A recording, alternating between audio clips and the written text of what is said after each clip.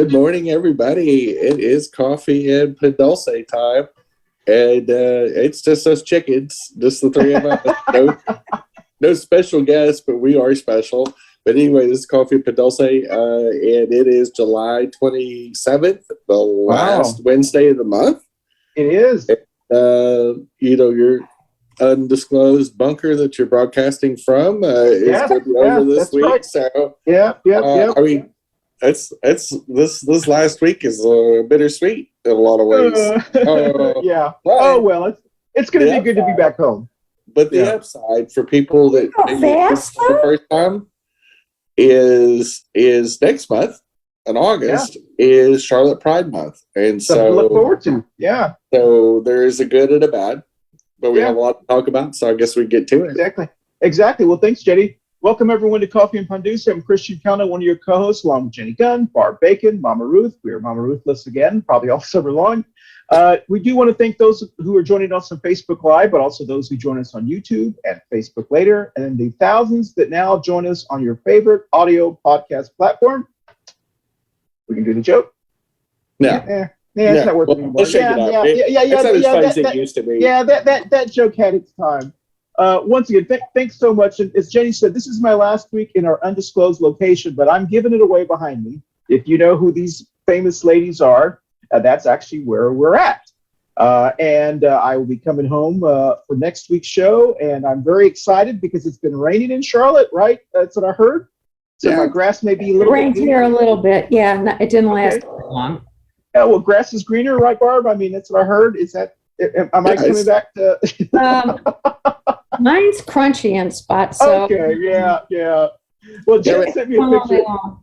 But Barbara does live in a vortex where like it's like a Bermuda Triangle of crazy yard stuff. And she's the Bermuda Triangle of Charlotte. Yes. I think you're right. I really think you're right. I think it's my theory. I mean, is if it's almost you go by the Peters principle, like if anything could go wrong, it goes wrong at Barb's place. But at least your house is still standing. That's a big one. That's right. That's right. That's a big one. That's right. So let's see. Here we are. Okay, so we're very excited today because we did have some very special guests that were coming on. But in my undisclosed location, which is Key West, Florida, if you haven't figured it out all month long, that's where I'm at. And in Key West, Florida, this week is mini lobster season week. There's 3 days or 2 days of mini lobsters. You can go fishing for lobsters and so forth. So everyone comes to Florida, but mainly Key West, to go and look for lobsters. And so this is a very busy week here in Key West. And so all the ladies behind me, the 801 Cabaret ladies, they are actually all working the night that we're taping. And so the ones that we thought we would be able to join us, like Sushi, the world famous Sushi, anyone who knows on CNN, Anderson Cooper does a countdown, New Year's Eve countdown. I don't know if anybody has ever followed that. Well, they actually drop a shoe in Key West, Florida, and Sushi is the performer that actually drops. And so she's world famous. And of course, all of her other ladies from all around who perform here.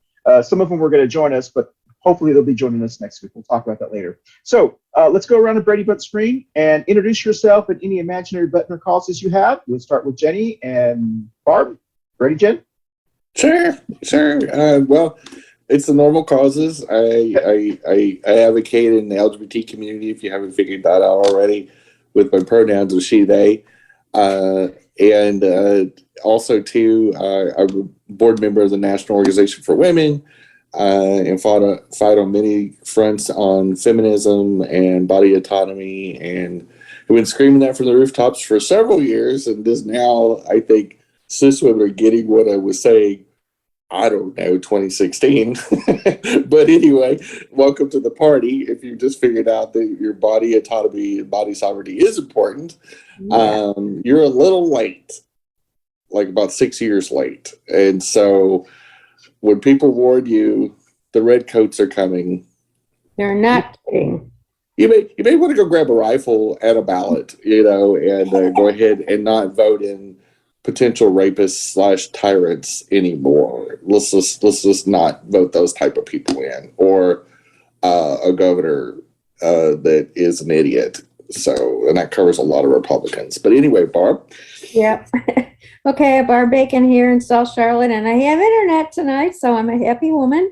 And we just shared that I can set my phone up as a hotspot and maybe not have that problem again. So, yay, Rob. But back to issues here real quick.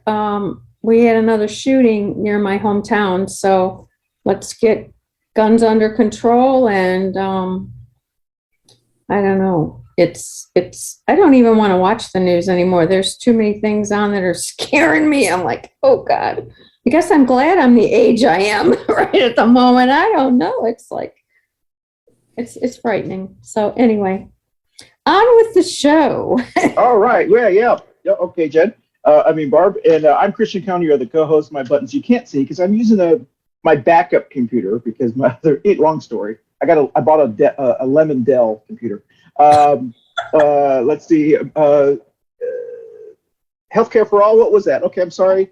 Moms of an Action, Gun Sense legislation. In my heart, Black Lives Matter, on behalf of Joe Oldham, who was a guest of ours who passed away at a young age in 2021.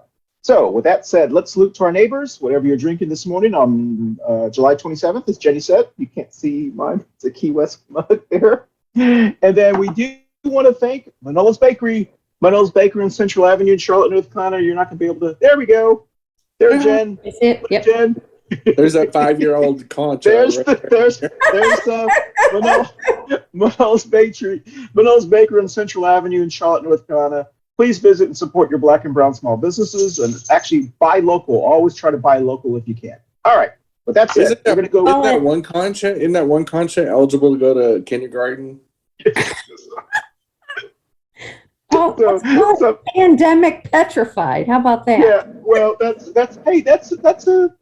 Yeah, we'll call it the pandemic petrified. Okay, well, I'll be able to get a fresh one next week. There you go. Next week. He's going to enable him, and that concha has been around so long. Literally, we need to do a funeral for it on the show. That's right. We shouldn't even throw that in the garbage. It should get dug. We should dig in your yard somewhere and bury that. Maybe that'll be one of our fall episodes because literally, I'm pretty sure you've had that before the pandemic. That's my backup concha. You know, I know. It's the freezer all that time. I mean, it's been used and abused. So we're going to lose this week or today. Bernie is Standby Women. Bernie, he's got the a uterus is not a witch or property. Vote them out, and we're going to lose him here, so that way you can just see our three beautiful faces. And but we do want to talk about the three current events that if you want to comment on any of these. But today's topic is actually Free Cuba movement a year later. Almost exactly a year ago today, or this week, there was a Free Cuba movement that was occurring all over America, mainly in South Florida and here in Key West, where I was this time last year. And we want to talk about what has occurred in the year. Does anyone remember what their demands were and why it started and so forth? And but before that, let's talk about our three current events. If you're not aware, infamous Trash Squad member Matt Gaetz, Congressperson Matt Gaetz from Florida, apparently he attended the Young Conservative rally in Tampa, Florida. Yeah, in Tampa, Florida. They had swastikas and all kinds of stuff at their rally. Anywho, he went up there and he went on stage and he said that basically he said something to the effect that he doesn't understand why these women who support abortions or support birth controls, why they do it, because why would we want to have, I'm paraphrasing, why would we want to have sex with people who look like thumbs?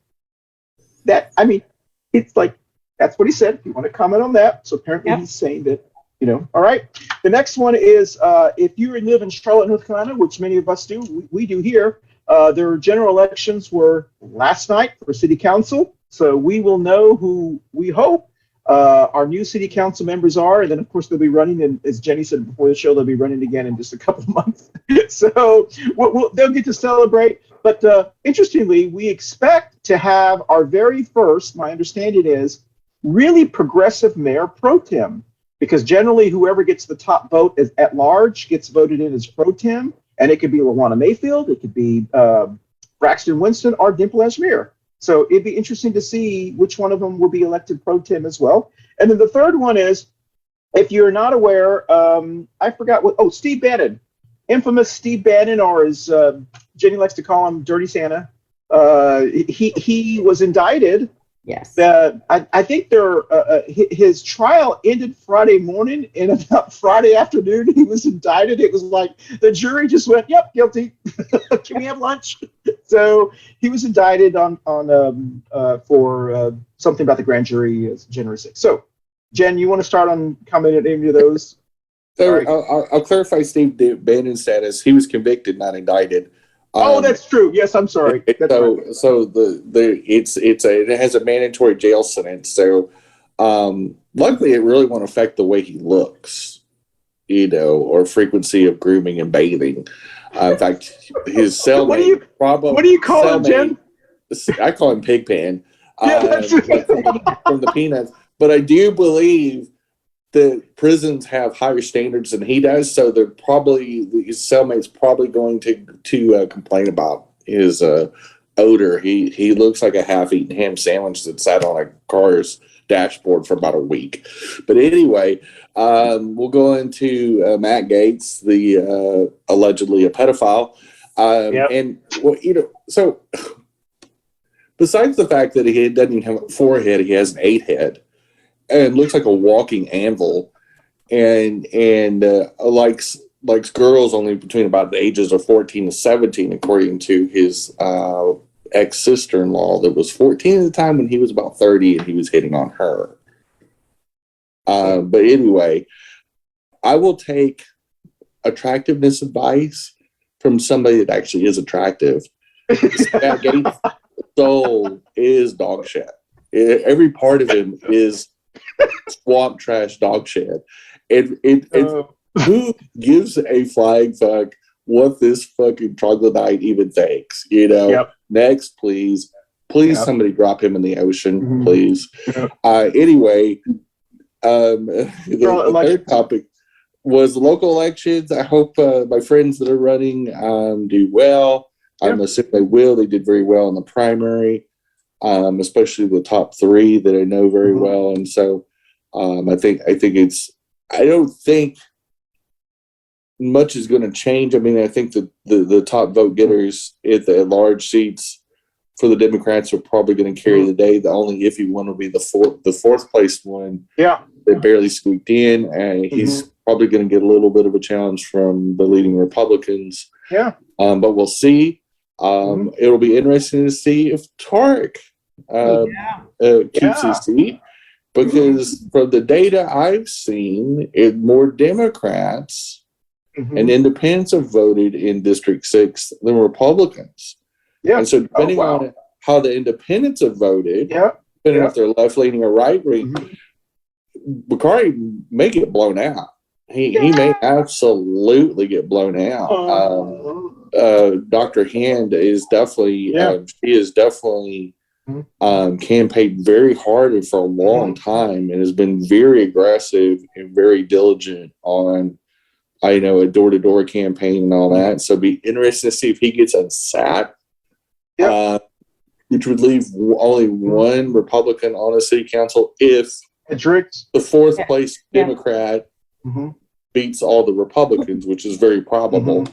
That'll be close. If status quo happens and Tarek loses, and it's been making the news here. While you've been in your undisclosed location / bunker, out with drag queens and having a good time down there, the last week or two have been talking about the very low Republican turnout in District 6. Now, historically, Republicans vote the day of. Not their voting. So, but that also, I don't think fully counts all the mail-in ballots. Yeah. So it'll be interesting to see. I'm curious to see if it is close, how quickly it'll get settled. But it is the most contentious of the race besides the fourth place at large seat, that Smudgy and which is a Democrat for the non-local people, and the 4 Republicans. So we'll see what the 15th largest city in America actually does. Yeah, excellent. Well, thanks, Jen. And you're generally about 98% right in your predictions. So I'm very Most impressed of to see them. what happens. Most Yeah, of them. most of them. But I All can't right. get for that one. So that one was Yeah. more of a Charlotte Observer, That's right. local media observation as they were doing a basically the Sure. the count Breakdown thus on what's going far. on. And but I mean, if those numbers stay true or stay fairly close, and what'll be interesting is because Tark has been a fairly successful council person, especially in a very. I mean, I got to give the devil a due. There's some things that he did, last year that were very helpful in Oh yeah, all in for all. Indio. I think he's not been brutal, and so It's just- I think it'll be interesting, but I also think you got to tip your hand to if Stephanie does win that seat over the incumbent,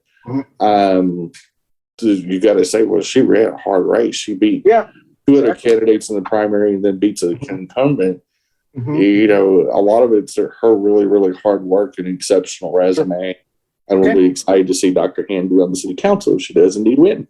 Excellent. Okay, let's go to you, Barb. Do you want to comment on any of those three issues?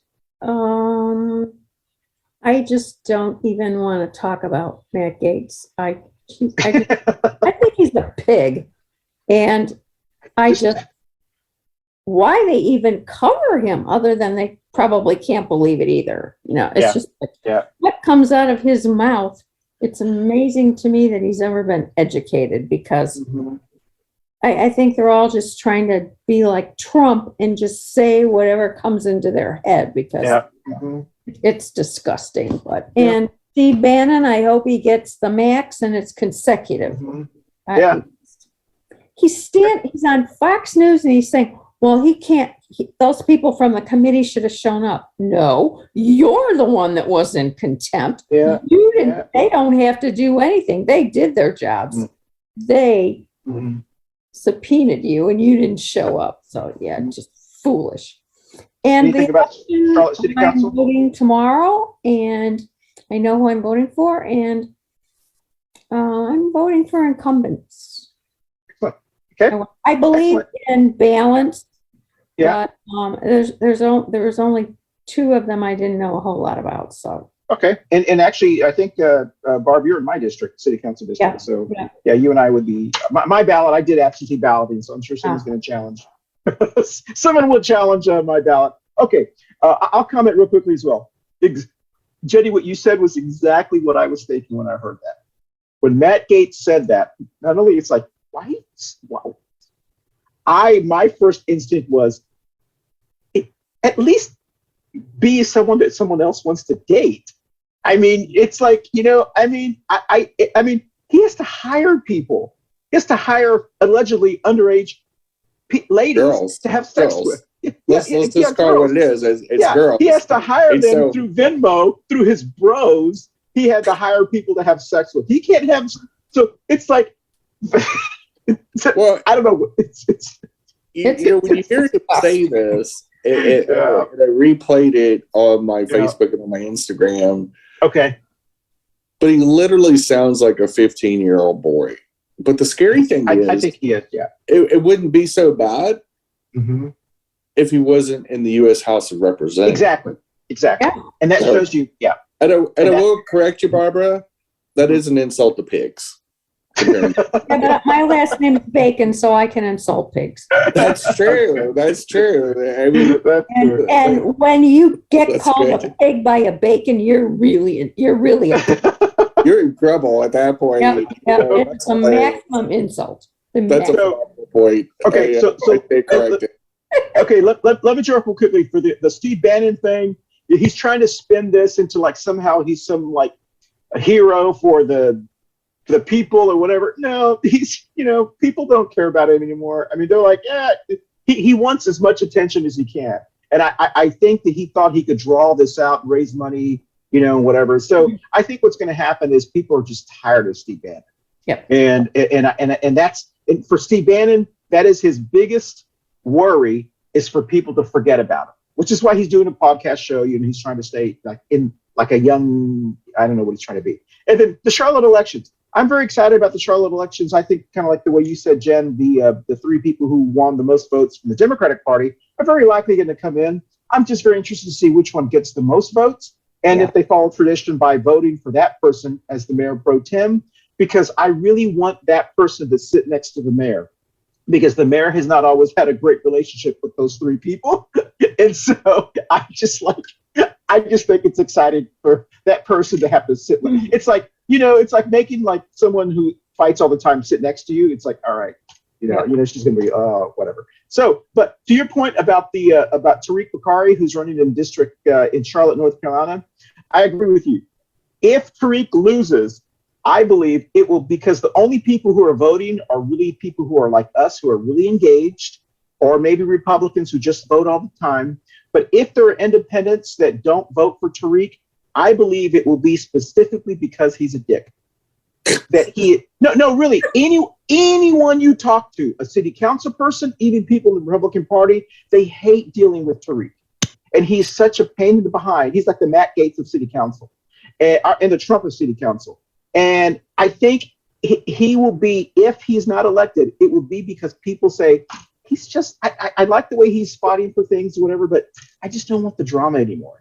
I don't want the guy playing Rubik's Cube during, Charlotte events where the mayor has to say, please pay attention, So anyway, that's my. And a district race is pretty easy to hold as an incumbent. I mean, typically, most of the time you lose a district race as an incumbent in Charlotte because you either ran for an enlarged seat, like we saw Luana do in 2019, we saw Larkin do this year, and not get in.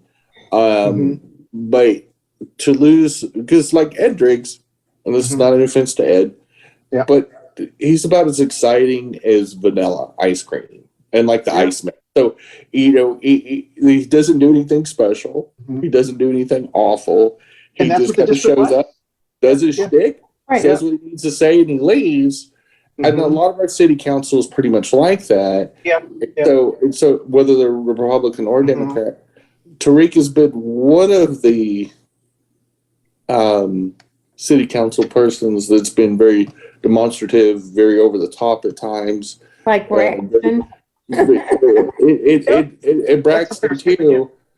But the advantage of Braxton is that, like the stuff that he did in 2020 with the George Floyd protests, was an example of somebody that's both an elected official that also is going to back it up with the talk, and the walk. Exactly. And so for me, what he did in 2020 showed that he's willing to go to jail for the right reasons.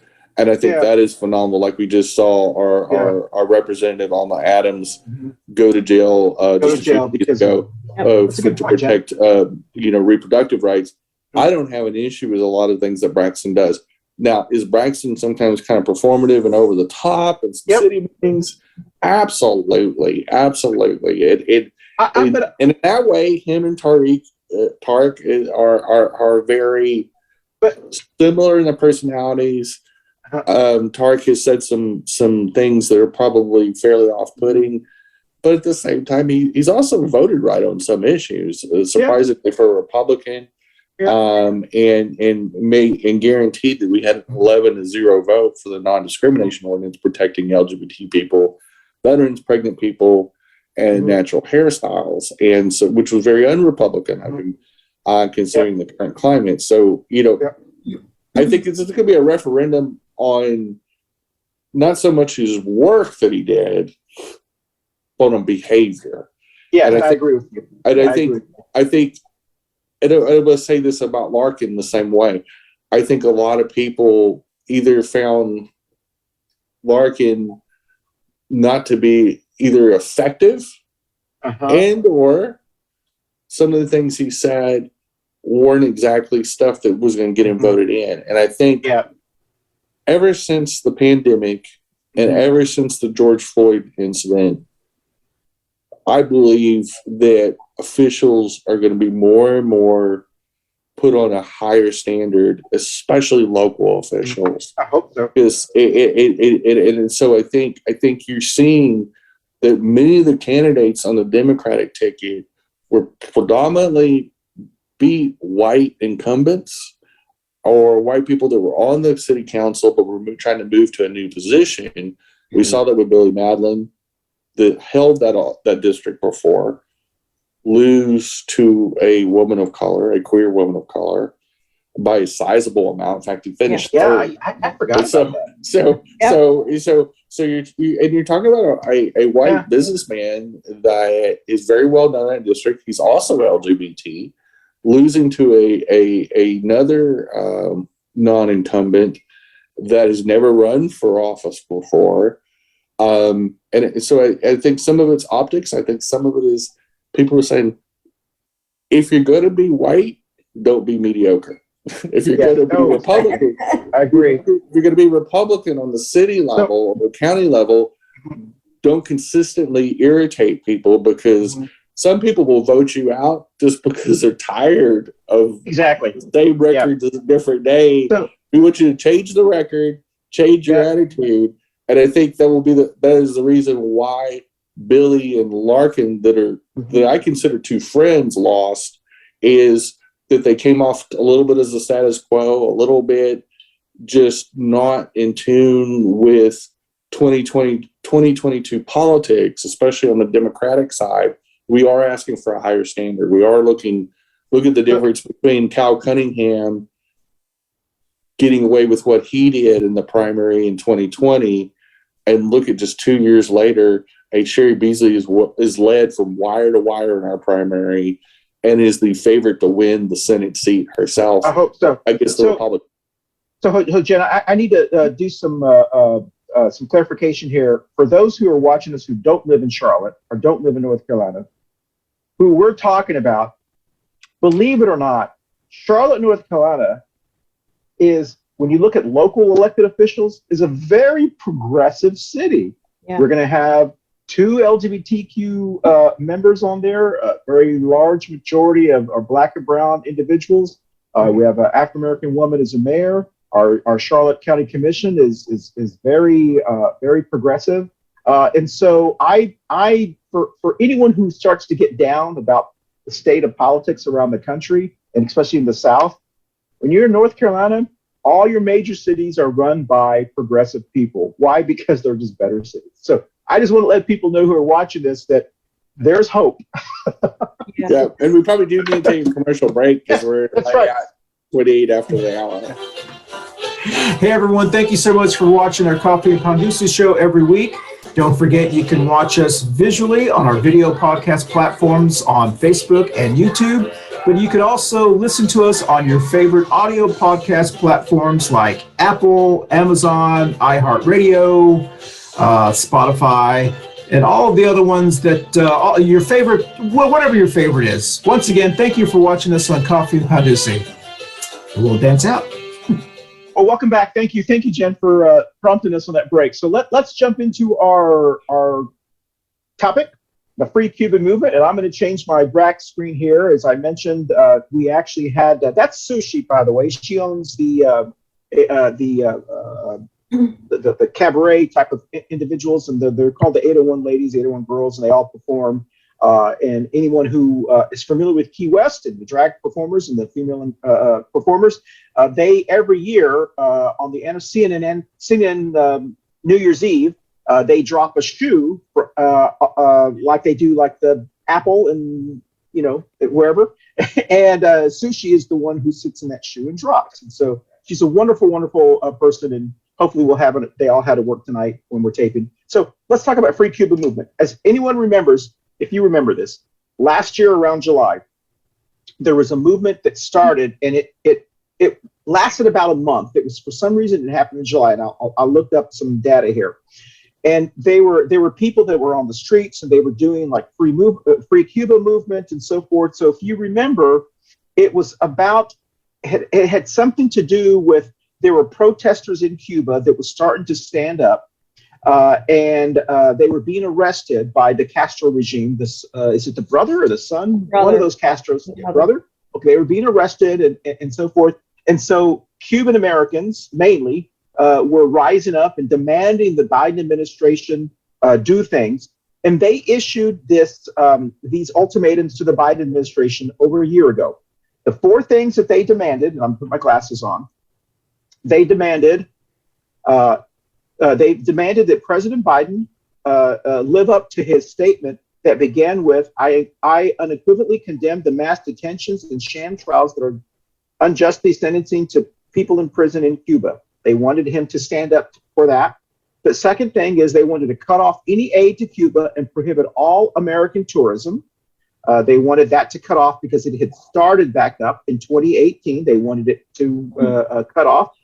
They also demand the Cuban government open the internet and allow freedom to protest. And then they wanted the international stage to denounce Cuba.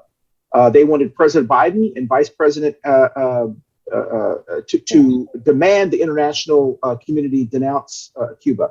So it lasted in July, a little bit in August, and then I heard nothing from it.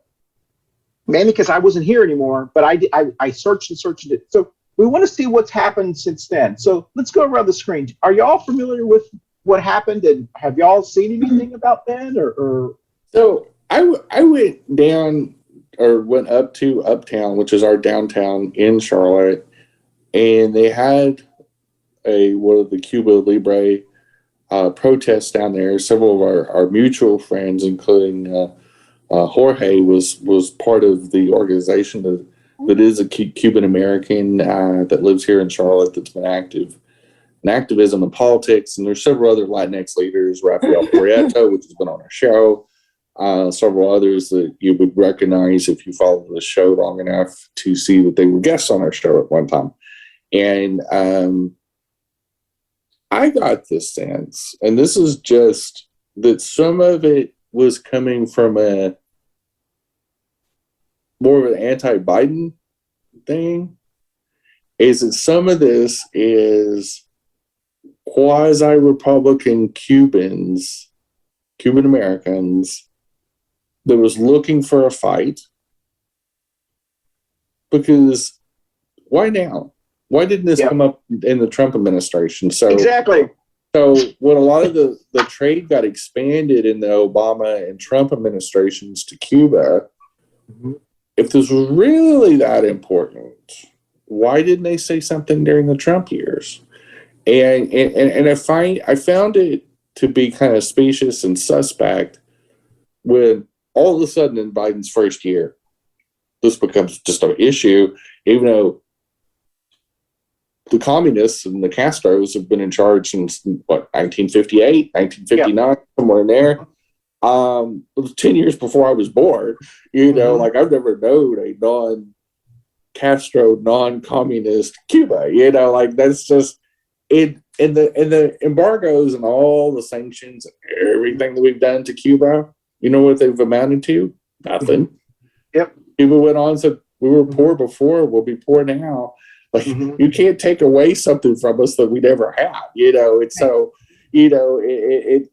when you're dealing with a country that's not a high wealth nation, and especially a small, low wealth nation that's fairly self-sufficient and it has a few international allies that are willing to do business with them, and a lot of Europeans go to vacation in Cuba because it's a beautiful country, and the bottom line is, Cuba is not a territorial threat to us. They pose no military threat to us. The Cuban people, if they've wanted to do something, they've literally had 60 plus years to handle this. They had a revolution before and put Castro in. Just do the same thing now, and they haven't even attempted that. And so you have to say that, and I'm not defending Castro. I think him and his brother were both awful human beings. I think what they've done in that country is awful. But we got to stop meddling in other people's deal. I'm not a real big fan of us getting that involved in the Ukraine either. My biggest concern is that it escalates and pulls our full military into there. I think that's tragic. And I think we have got to stop playing the world's police person. I think it is time. If we haven't learned that from the 9/12 wars of profit, we're never going to learn that lesson, and it's going to break us. Sure. Well, we need to get our own house in order. We definitely are not a unified country anymore. I can't think of one issue that would unite us, which really, in my lifetime, I've never said that before, and it scares me that I say that. But I have one friend that has family in Cuba, and they didn't really know anything about it. And I thought, now, why is that? He goes, what are you talking about? So where did that come from? So maybe I agree with what Jenny said, because it's nowhere. Nobody was talking about it. It wasn't a big deal. It was just like this little bubble up, and then it was gone. And did Biden really have, with everything else Biden had going on, why should we meddle in what's going on in Cuba anyway? And I can't believe that they didn't want Americans to come back there, because they were thrilled when the people started to come again. So it just didn't make any sense to me at all. So That's a very good point. And Jen, that's an incredibly observant observation, because last year I wrote in my journal when I went to the event, because there was one right up the street here. And I went to the event, and there was people speaking, there were young, and so forth, and there were people with Cuban flags. There were also people with Trump flags. And I remember, and they had these caravans. They had caravans that went through all the cities and so forth, and they had a mixture of so forth. I remember talking to the wife of the guy that was speaking, and I said, "Can you tell me what, I noticed their Trump plans are." And she said, it was like she made it really, and she made a point to tell me, we invite everyone. We invite, everyone. And I told her, because I had read an article in the Miami Herald that said that the Democratic Party in the Miami area was funding them, was helping fund them, but they didn't want to have Democratic signs, because they didn't want them to think this was a Democratic issue. But they allowed the Trump people to be there. The organizers allowed the Trump people, so they didn't have a problem having the Trump people there, but they didn't want the Democrats to have signs there. And so it gave me the impression that this was kind of more about anti-Biden kind of thing. And then when I was reading their demands, there's only so much that we can do on Cuba. We can't, unless we invade them. I mean, what did they, and I asked her, I said, do you actually want us to invade Cuba? And they said, no, we don't. I think what she said was they don't want the Castro regime to get credit for successes. And so there is this a faction of the Cuban American, I think they're probably more Gen Xers and baby boomers. There's a faction of them that want to starve them so much that they can never enjoy any success, because they believe if they have any success, it will somehow, people will say, oh, maybe it was a good thing. You know what I mean? And so they're willing to hold that grudge for 50, 60 years to starve it, to even hurt their own people. That's exactly what I'm saying is when you see people from an abusive regime like Cuba, like the former Soviet Union, because I've run into this with people where there is a former Russian citizen that's now an American that came over during the Reagan years. So he was very hardcore Republican, and he hung out in a place I hung out in. And of course, we completely disagree about everything, hardcore Trumper. And because they came over in an era when Reagan brought him over, just like a lot of the Cubans got brought over here by Reagan too. Like Reagan, ironically, that's when they were okay with immigrations, but it came from a communist country, versus our neighbors here in this hemisphere. But anyway, very bizarre politics. But so the identity politics of these people getting liberated by a Republican president or getting led in and becoming green lighted and fast tracked into being citizenship because those were considered enemies at that time. Yeah. Makes it very interesting because now these same people, predominantly baby boomers, some of the older Gen Xers, are still holding grudges against communism, socialism, and all this. And I'm like, well, first of all, socialism isn't the problem in those two countries. Yeah. It is the abuse of socialism. It is the abuse of communism that caused that. It doesn't mean that every country that uses some form of government funding or socialism is evil. It's just like saying, well, capitalism is always evil because we have rampant, unchecked capitalism in this country right now that's raising prices to the point where it's hurting poor family. Yeah. Well, it's not the use of capitalism. It is the abuse of capitalism and giving them too much power and stripping the government, including from people like Supreme Court Justice Bork, that stripped a lot of our checks and balances that we had in our country for 70, 80, and 90 years. It came from the earliest 20th century. We were saying, okay, businesses need a certain amount of balance. We need to do that. And this is that same thing. So now these people are angry at what happened to them before they left decades ago, like 1980s, and so they're pissed off and twisted. I'm going, well, A, it doesn't have anything to do with the current president. B, it's sad that you're living in your past so much, and that's what you saw at this march here. So it was a very small. We were on a corner on Tryon and Uptown last year, and I remember we were just sweating to death out there. And had lights, these little candle-looking lights, and I talked to a lot of the people over there, and honestly, everybody at the local one, it was a mix of, there was a whole lot of libertarians there. Yes. There was Republicans there. I saw a Trump flag every once in a while. I saw no. But Jen, don't you think? Yeah. And what I took from it was, and again, I'm not trying to disparage the Cuban Americans that want freedom for their family over there in Cuba, but how it came off was people bitching about a 60-year-old problem. Yeah. That up until 2021, we haven't heard a flipping thing. So, but this is what's really interesting, Jenny. Exactly what you said, and I know this time about last year, I made some comments and had some pushback within the Latinx Hispanic community. Cuban Americans have never considered themselves Hispanic. They've always considered themselves Cuban Americans. They never wanted to be a part of like the Hispanic community because they always consider themselves as if though they're going back one day. So they're just here temporarily until they go back.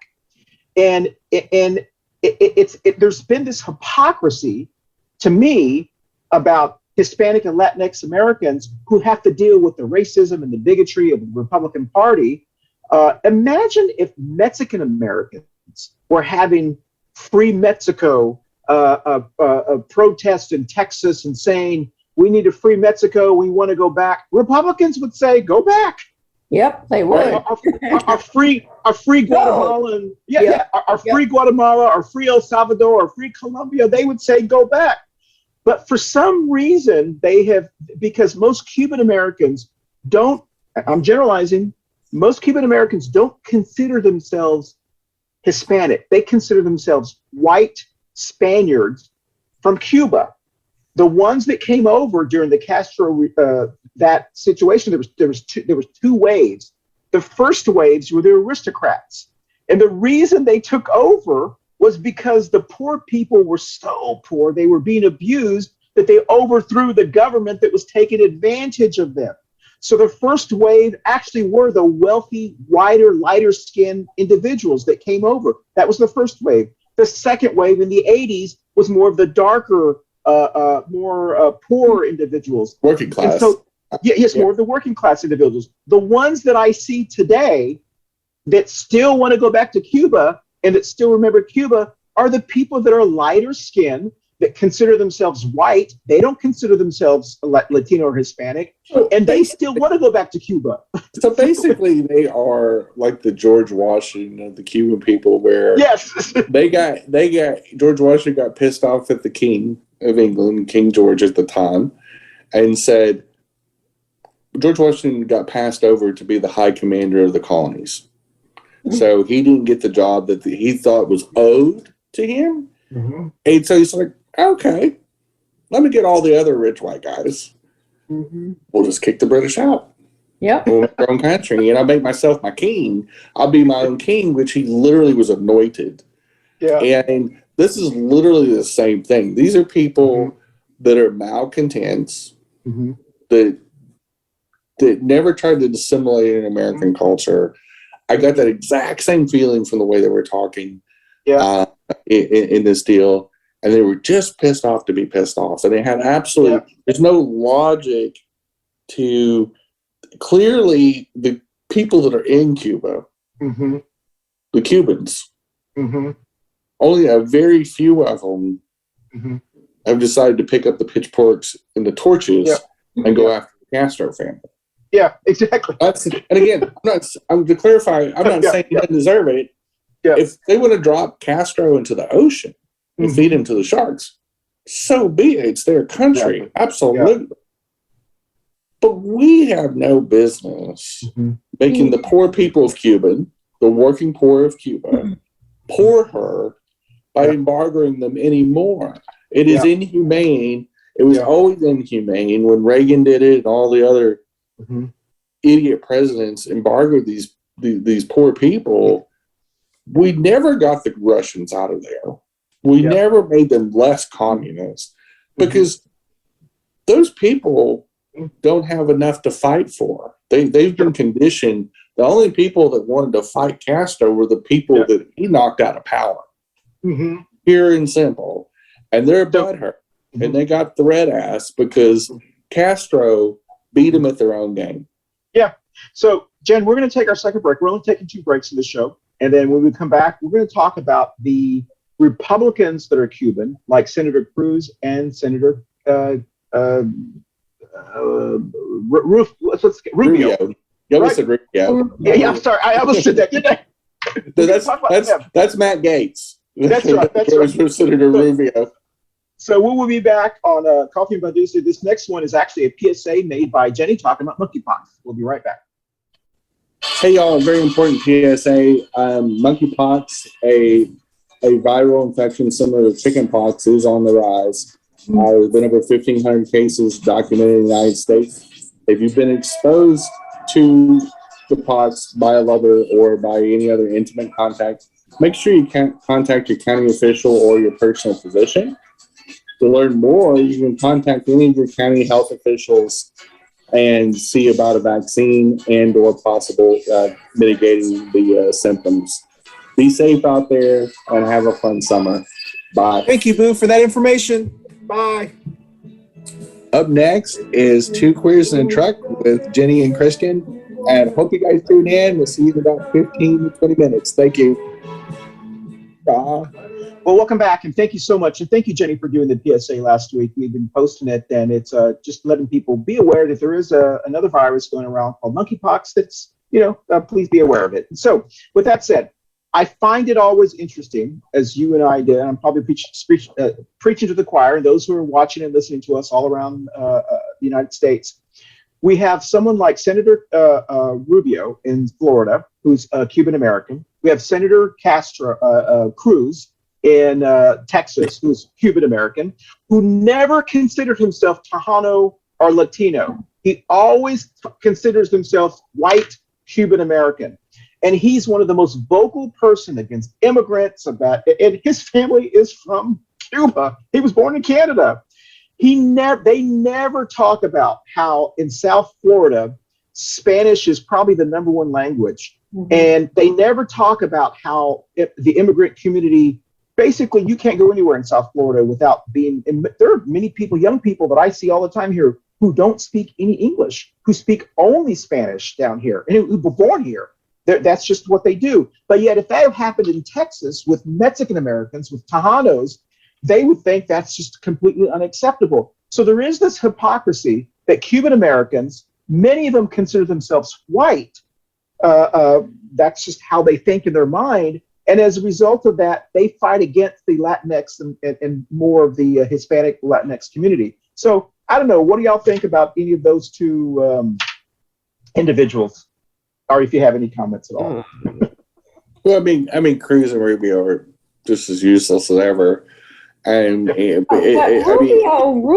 isn't too vocal lately. I mean, he's been pretty quiet, and I'm surprised. He's afraid he's going to lose. he's facing the fact that he probably is going to lose because Val Demings raised 400% more money. I saw her commercials here. And she's giving it both barrels because he sucks.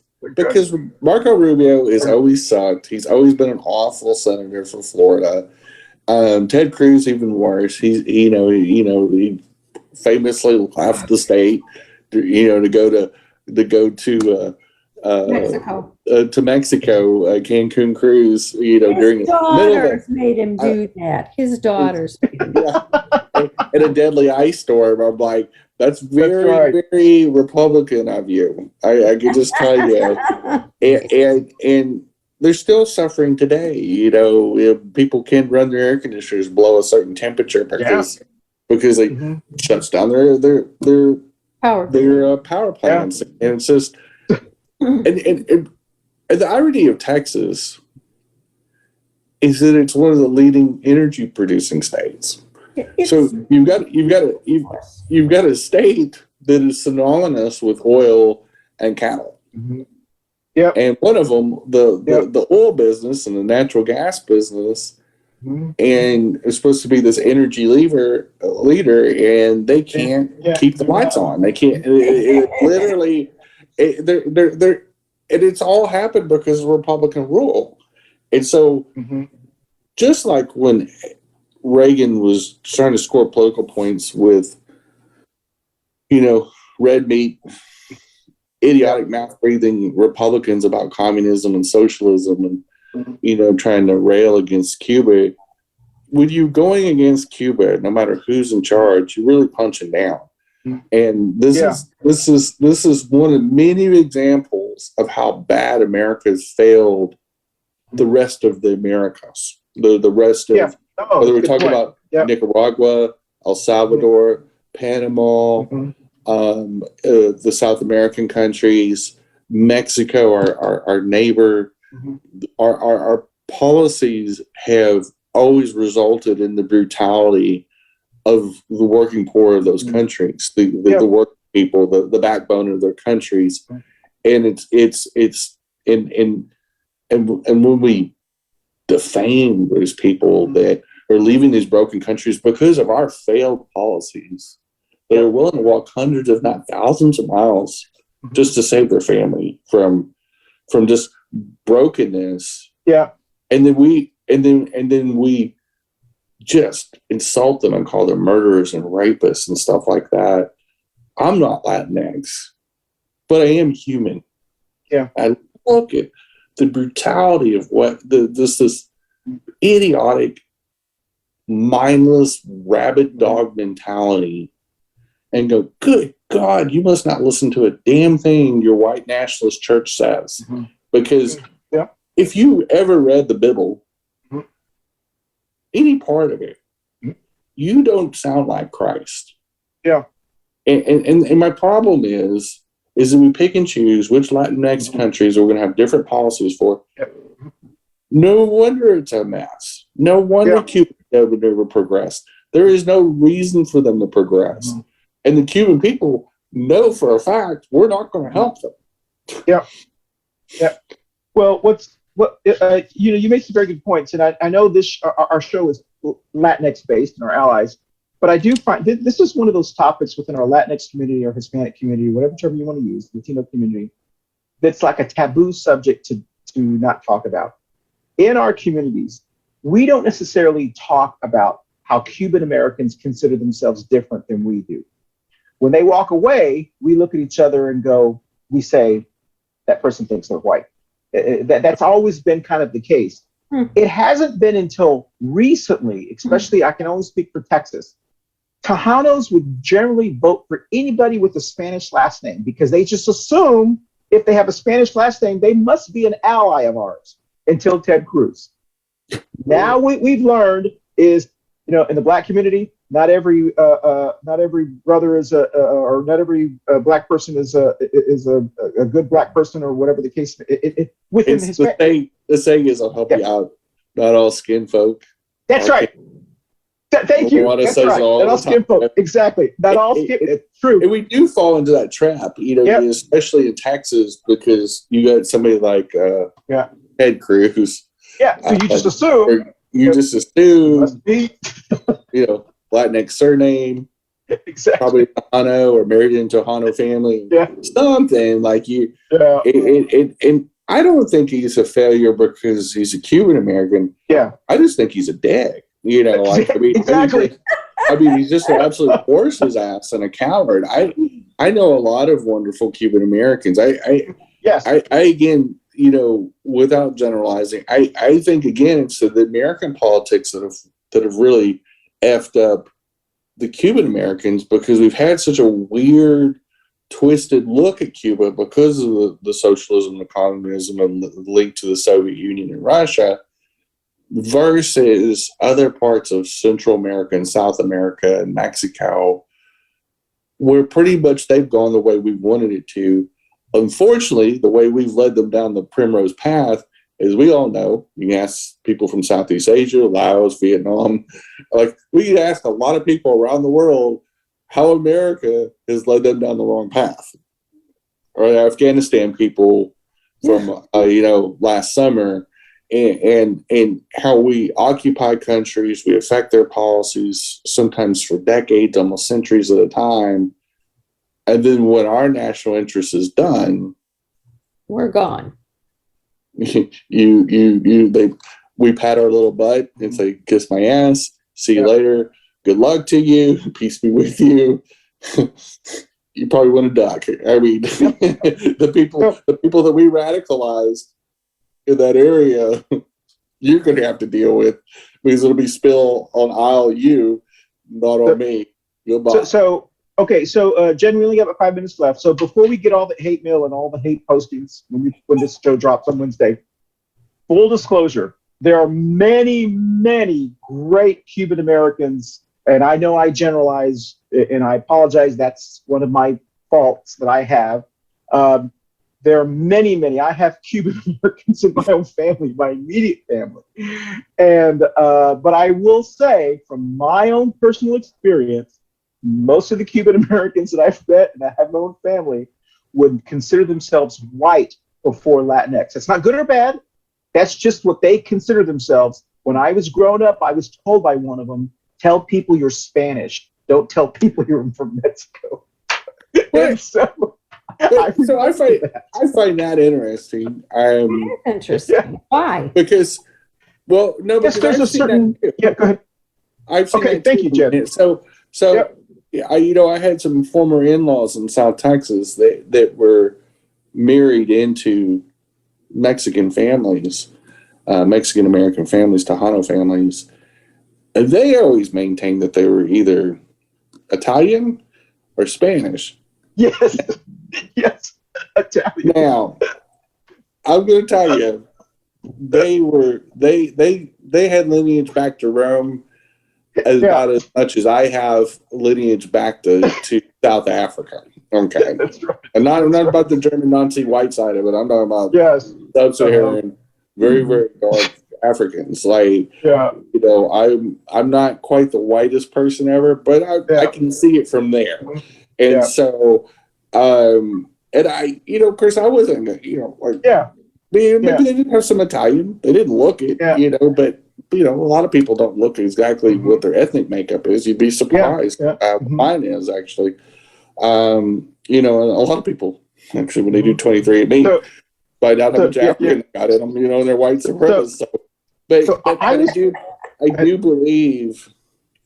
I think the Cuban Americans in general, the way they differentiate themselves I think is because their story is so much more unique.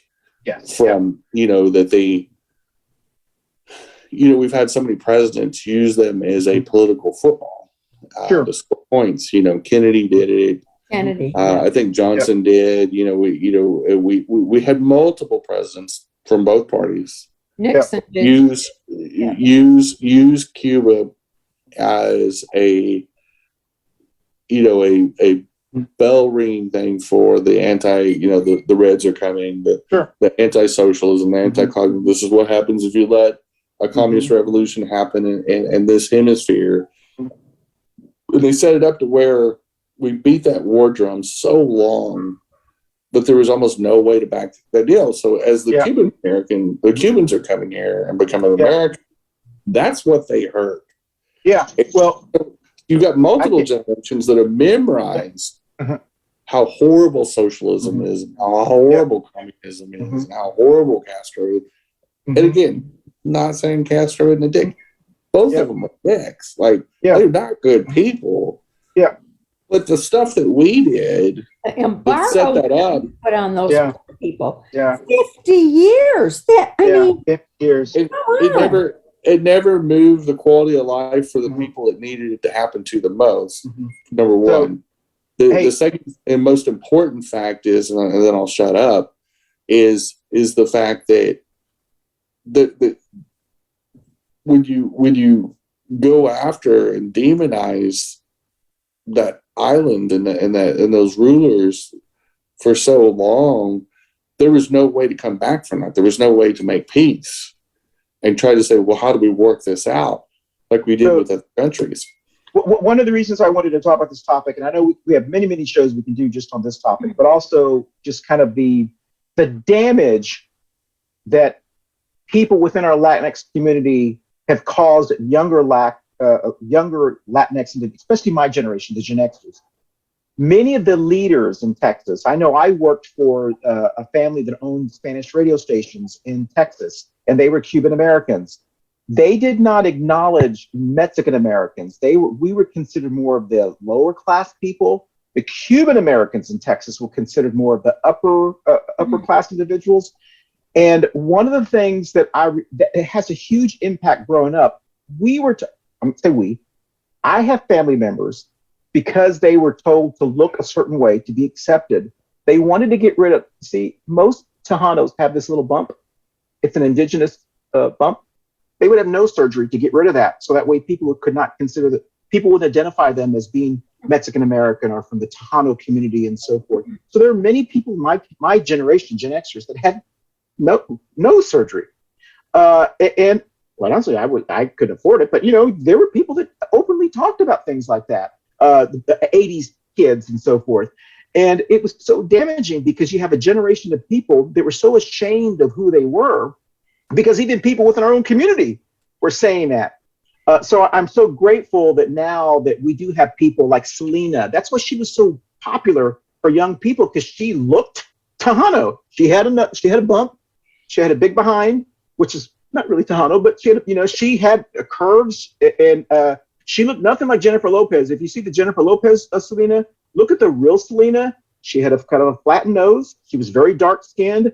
And for young Tejano people, we were like, oh my God, someone that actually looks like us, not like Gloria Estefan. And so that was incredibly amazing. We could do a whole more story, but anyway. And Jen, you grew up in Texas, so you probably have an idea of what I'm talking about. So I'm glad I didn't get the nose surgery, because you grow into it.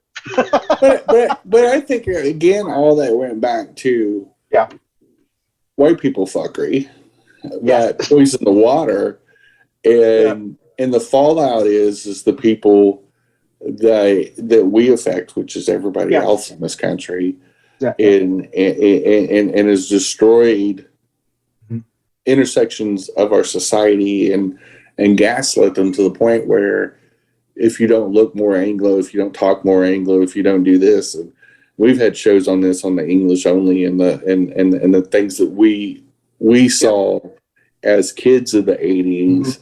We saw how the focus in Texas education at that time was, you don't speak Spanish. You just you act like that language doesn't even exist in the school system unless white kids are taking it. So Jen, Jen, we got to end. We got to end. I know you got some great stuff you're going to talk about on your show. Two Queers in a Truck comes on about 30 minutes after this on Wednesday. I just want to leave one thing, and we're going to go around the radio screen to show you how proud I am to try things now. There is a haircut that you can only get at a Latino or Hispanic barbershop. And when I come here to Key West, I always go get one. And you will notice it by the way they cut. This is cut straight up and across. Now, I don't have as much hairline as I used to before, but it's a very specific cut that they cut. African Americans, Black Americans have kind of the same cut when they when they give them a fade. It's a fade, but an Anglo barber, a white barber, will not do this cut because it's kind of an ethnic thing. So when I go to a LatinX or even an African American barber and they cut, I always notice they do that. You can't find that cut anywhere else. So just to let you know, that is something that's like, I'm just so excited to get that because I can't get that back where, and sometimes they'll cut that part there. They'll actually cut the part. I don't like that line cut in there, but they'll actually get cut a part so you can see the part because our hair is not fine like y'all and can comb over and see the part naturally. So they actually have to cut the part going up there. Anyway, all right, too much history. So let's go around the Brady Bunch screen. Tell us, we're going to be in 30 seconds. I don't know where I went with that one. I don't know. We went off into hairland there. Just saying, I feel like I look, just more younger. All right, Jenny, tell us where you're going to be, and then Barb by next week. I feel like you need to have some therapy about that or something. Unresolved haircut issues. Who cuts your hair?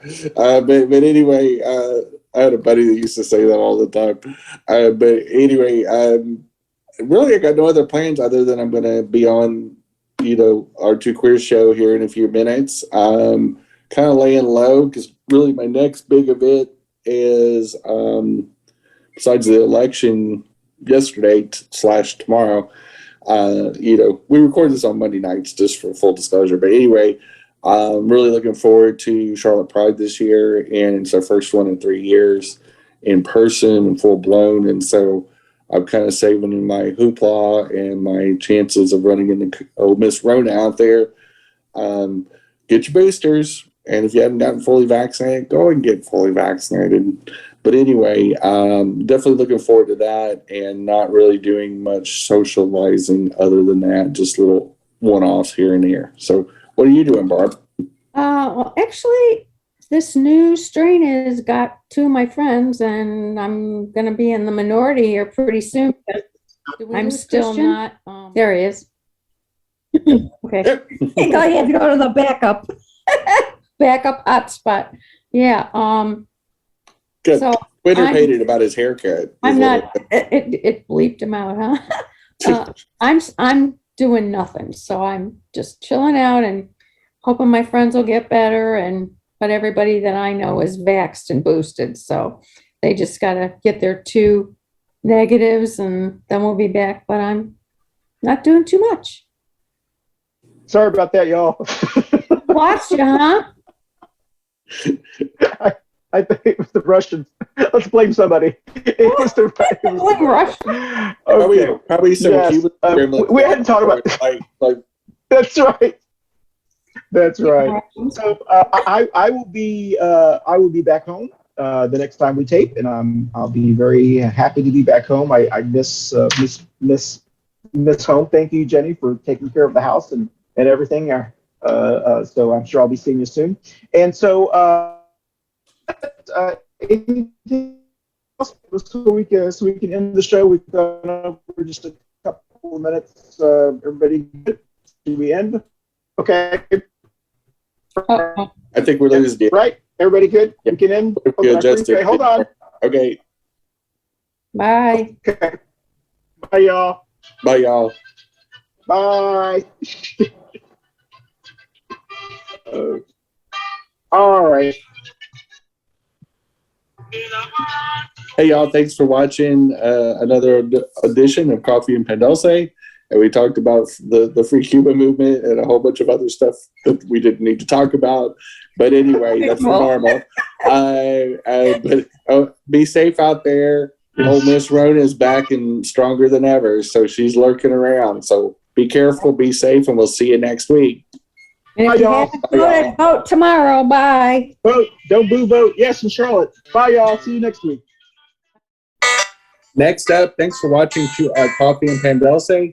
Next up is Two Queers and a Truck. Stay tuned.